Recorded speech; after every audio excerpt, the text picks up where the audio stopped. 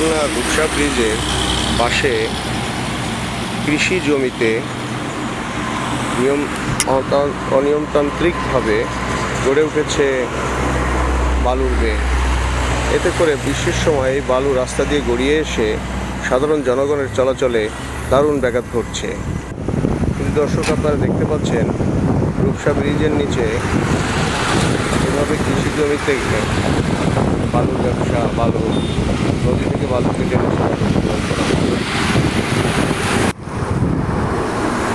বালু বড় বড় ট্রাকে লোড দেওয়া হচ্ছে এবং এই ট্রাকগুলো এই রাস্তা দিয়ে চলাচলের কারণে, বাইপাস সড়ক দিয়ে চলাচলের কারণে সড়কগুলো একবারে ধসে পড়েছে। দুপাশে শুধু কৃষি জমি, সবুজ জমি, তার মাঝখানে এই অবৈধ বালুর বেড়।